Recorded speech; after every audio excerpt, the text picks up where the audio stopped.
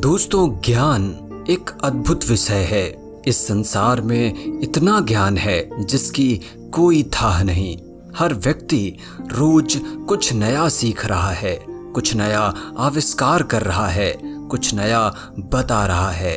परंतु प्रश्न यह है दोस्तों कि यह ज्ञान आखिर कहाँ से आता है? इस ज्ञान का स्रोत क्या है? इसकी उत्पत्ति का आधार क्या है? दोस्तों, आज हम इसी प्रश्न का उत्तर जानेंगे स्वामी विवेकानंद से, उन्हीं के शब्दों में। नमस्कार, मैं हूं विवेकानंद विमल और विमल वाणी पर भरोसा करने के लिए धन्यवाद। दोस्तों, स्वामी जी कहते हैं यह ज्ञान मनुष्य में अंतर्निहित है। कोई भी ज्ञान बाहर से नहीं आता, सब अंदर ही है।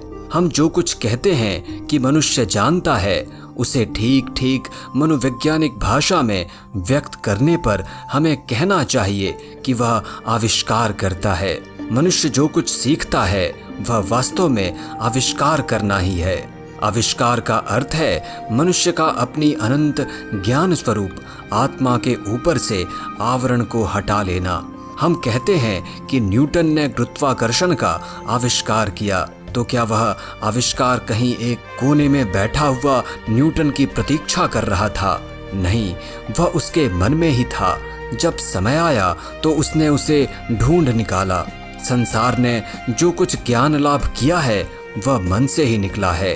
विश्व का असीम पुस्तकालय तुम्हारे मन में ही विद्यमान है। बाह्य जगत तो तुम्हें अपने मन को अध्ययन में लगाने के लिए उद्दीपक तथा सहायक मात्र है, परंतु प्रत्येक समय तुम्हारे अध्ययन का विषय तुम्हारा मन ही है। सेब का गिरना न्यूटन के लिए उद्दीपक कारण स्वरूप हुआ और उसने अपने मन का अध्ययन किया। उसने अपने मन में पूर्व से स्थित भाव श्रृंखला की कड़ियों को एक बार फिर से व्यवस्थित किया तथा उसमें एक नई कड़ी का आविष्कार किया। उसी को हम गुरुत्वाकर्षण का नियम कहते हैं। यह न तो सेब में था, न पृथ्वी के केंद्र में स्थित किसी अन्य वस्तु में ही।